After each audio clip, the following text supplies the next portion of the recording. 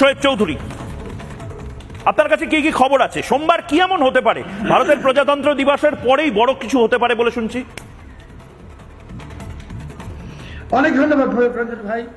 দেখুন, আমি আপনাকে কয়েকটা তথ্য দিব, কারণ এতক্ষণ ধরে কিছু অর্বাচীনের কথা শুনছিলাম। তো পার্বত্য চট্টগ্রামের কাসালং গহীন অরণ্য, যেটা মাসালং নদীর কিনারায়, এখানে পাকিস্তানি আইএসআই যে 4 জন অফিসার এসেছেন, তাদের প্রত্যেকের পাসপোর্ট নাম্বার, তাদের টিকিটের কপি, তারা ঢাকার রেডিসন হোটেলে উঠেছেন, সেই হোটেলের রুম নাম্বার সব আমার কাছে আছে। তাদের তত্ত্বাবধানে উলফা 3টি ক্যাম্প স্থাপন করছে এবং উলফার কিংপিন পরেশ বড়ুয়া এই মুহূর্তে ঢাকায় আছেন, বাংলাদেশে আছেন। দুটো তথ্য ইউনূস বাহিনী লুকোচ্ছে সারা বাংলাদেশের মানুষ থেকে। আজ রিপাবলিক বাংলার মাধ্যমে আমি বাংলাদেশের মানুষকে জানাতে চাই, ট্রাম্প 20 জানুয়ারি যে ভ্রমণ নিষেধাজ্ঞা জারি করেছেন সন্ত্রাসী সন্দেহভাজন রাষ্ট্রের উপরে, সেই তালিকায় বাংলাদেশ আছে, সেই তালিকায় পাকিস্তান আছে। আপনারা যারা বাংলাদেশে রিপাবলিক বাংলা শুনছেন, যদি আমার কথা বিশ্বাস না হয়, রোববার আমেরিকান এমবেসিকে ভিসা অ্যাপ্লাই করতে পারেন, আপনাদের সব ভিসা রিজেক্ট হবে। কারণ বাংলাদেশ এই ইউনূসের জঙ্গি জিহাদি বাহিনীর কারণে, বাংলার রাস্তায় আল কায়দা ইসলামিক স্টেট পতাকা প্রদর্শনের কারণে, জঙ্গি জিহাদি জবাই বাহিনীর আস্ফালনের কারণে বাংলাদেশ এখন ভ্রমণ নিষেধাজ্ঞায় পড়ে গিয়েছে 20 জানুয়ারি থেকে। ডোনাল্ড ট্রাম্প এরই মধ্যে ঘোষণা দিয়েছেন যে যদি কিছু আমেরিকার কাছে বিক্রি করতে হয়, কারখানা আমেরিকাতেই করতে হবে, অথবা ট্যারিফ বসাবেন তিনি। অর্থাৎ বাংলাদেশের গার্মেন্টসের উপর শিগগিরই আগামী সোমবার ট্যারিফ আসছে, সব গার্মেন্টস বন্ধ হয়ে যাবে, 65 লক্ষ লোক শ্রমিক বেকার হবেন।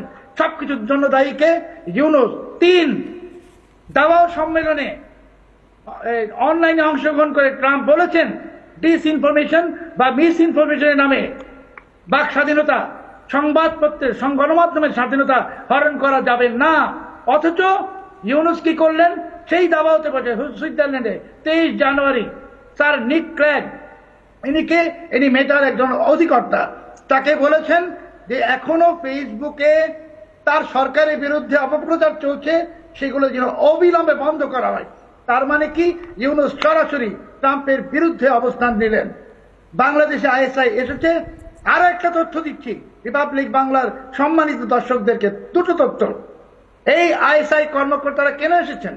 বাংলাদেশ অর্ডিন্যান্স ফ্যাক্টরি, আমার শ্রদ্ধেয় দীপাঞ্জন চক্রবর্তী দাদা জানেন, যেখানে গোলাবারুদ তৈরি হয় বাংলাদেশ আর্মির অধীনে, সেই বাংলাদেশ অর্ডিন্যান্স ফ্যাক্টরি এরই মধ্যে পাকিস্তান আর্মির কাছে হস্তান্তর করা হয়েছে। 100 জন অফিসার ঢাকা এসেছেন। না, আমি এই জায়গাতেই আপনাকে একটু থামাচ্ছি, তার কারণ দীপাঞ্জন চক্রবর্তী, আমার পয়েন্ট অফ কন্টেনশন ঠিক এই জায়গাতে।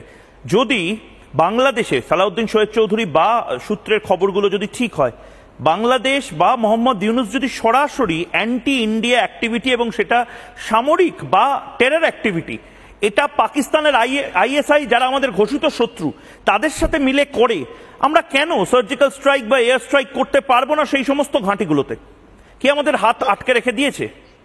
বলছি, দেখো ময়ূর, তুমি শুরুতে বলেছিলে যে ভারতবর্ষ কেন ইসরায়েল হতে পারবে না। আমরা ইসরায়েল হতে পারবো না, তার দুটো কারণ। এক, আমাদের দুর্ভাগ্যক্রমে ঘটনাচক্রে ঐতিহাসিক কারণে আমাদের ভারতবর্ষের 140 কোটি জনসংখ্যার মধ্যে একটা বড় অংশ কিন্তু রয়েছে যারা সংখ্যালঘু সম্প্রদায়। সেটা কিন্তু ইসরায়েলে নেই। ইসরায়েলে তুমি প্যালেস্টাইনের লোক খুঁজে পাবে না, বা সংখ্যালঘু বলে ওখানে কোনো সমস্যা ব্যাপারটা নেই। দ্বিতীয়, ইসরায়েল যখন আক্রান্ত হয় তখন সমস্ত ইসরায়েল এককাট্টা হয়। আর আজকে ভারত যদি আক্রান্ত হয়, তোমার মনে আছে বালাকোট বা উড়িতে এই ভারতবর্ষে বাংলার মুখ্যমন্ত্রী মমতা ব্যানার্জি থেকে অরবিন্দ কেজরিওয়াল, ওনারা প্রমাণ চেয়েছিলেন। তো আমাদের সমস্যাটা দুরকম। এক তো একটা সংখ্যালঘু সম্প্রদায় বড় রয়েছে, তার থেকেও আমি মনে করি না, আমি বিশ্বাস করি যারা ইন্ডিয়ান মুসলিমস তারা আমারই ভাই, তারা ভারতবর্ষের নাগরিক, তারা ভারতীয় আমার থেকে কোনো অংশে কম। But those who are Muslims in India, ভারতের থেকে ভারতের বিরুদ্ধে কাজ করে, তাদের ডিল করতে গেলে কিন্তু এই তথাকথিত ধর্মনিরপেক্ষ লোকগুলো সবার আগে আসবে, তাদের রাজনৈতিক রুটি শেখে। এবং তার মধ্যে যেমন মমতা ব্যানার্জি আছে, রাহুল গান্ধী আছে, অরবিন্দ কেজরিওয়াল থেকে শুরু করে বহু লোক আছে, এটা আমরা দেখেছি। Let's call a spade a spade. এই আগামী 26 জানুয়ারি প্রজাতন্ত্র দিবসে ভারতবর্ষের নাগরিকদের এটা সিদ্ধান্ত নিতে হবে আমাদের ভারতবর্ষকে আমরা দুর্বল করতে দেব তথাকথিত ধর্মনিরপেক্ষতার নামে, রাজনীতির নামে? না, ইসরায়েলের মতো আমাদেরও কিছু অ্যাকশন করতে হবে। যদি বাংলাদেশের মাটিকে ব্যবহার করা হয় ভারতবর্ষের রক্ত ঝরানোর জন্য, আমরা ওদের ঘরে ঢুকে মারব। আমাদের সে সক্ষমতা আছে, আমরা মারবো। তার আগে দুধ কা দুধ পানি কা পানি করতে হবে। যে কোনো আমরা একটি গণতান্ত্রিক দেশ, এবং এই গণতান্ত্রিক দেশে আমরা যারা অভিযুক্ত তাদেরকেও সুযোগ দিই নিজের বক্তব্য বলার। আমরা আজমাল কাসাবকে যাতে ফেয়ার ট্রায়াল হয় তার সুযোগ দিয়েছি। সুতরাং এটা ভারতের কালচার, এটা ভারতের ঐতিহ্য। আমরা মোহাম্মদ ইউনুসকে এই ফেয়ার ট্রায়াল বা যে অভিযোগ মোহাম্মদ ইউনুসের বিরুদ্ধে করা হচ্ছে তার যাতে মোহাম্মদ ইউনুস রিপ্লাই বা উত্তর দিতে পারেন, তার জন্য আমি আবার মোহাম্মদ ইউনুস বা তার অফিসকে সরাসরি এখান থেকে জিজ্ঞেস করছি, মোহাম্মদ ইউনুস আমার যে প্রশ্নগুলো এগুলোকেই মোহাম্মদ ইউনুস নিজের কোয়েশ্চেনিয়ার হিসেবে ধরতে পারেন। মোহাম্মদ ইউনুস ময়ূকের সাথে 1-to-1 সাক্ষাৎকারে বসুন।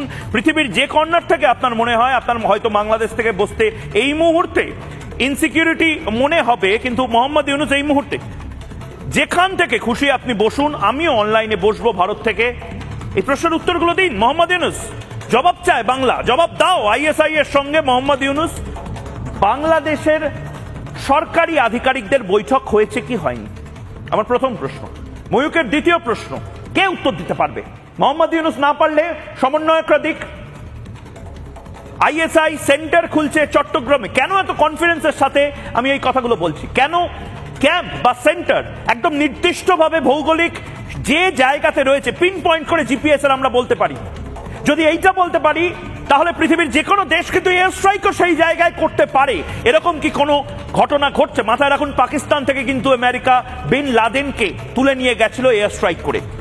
3 নম্বর প্রশ্ন, বাংলাদেশকে ভারত বিরোধী কাজের জন্য ব্যবহার করা হচ্ছে এবং তাতে মোহাম্মদ ইউনুস কি ভূমিকা নিচ্ছেন এই ধরনের কাজ যাতে না হয়, হিন্দু বিরোধী কাজ যাতে না হয়? What action have you taken? এই সামান্য প্রশ্নের উত্তর যে কোনো ভাষাতে আপনি দিয়ে দিতে পারেন।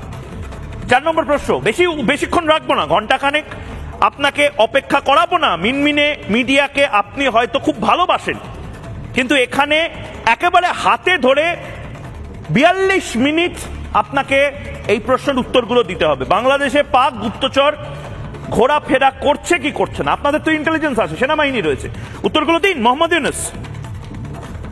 5 নম্বর অত্যন্ত গুরুত্বপূর্ণ প্রশ্ন, ব্রাহ্মণবাড়িয়ায় জিহাদি ক্যাম্প চলছে কি চলছে না? মোহাম্মদ ইউনুস, আবারও বলছি, এই উত্তরগুলো আপনারা যদি না দিতে পারেন তার মানে আমরা ধরে নেব ভারতের তরফ থেকে আপনাদের নিরাপত্তাই সম্মতির লক্ষণ, অর্থাৎ মোহাম্মদ ইউনুস আপনি উত্তরগুলো দিতে পারেন।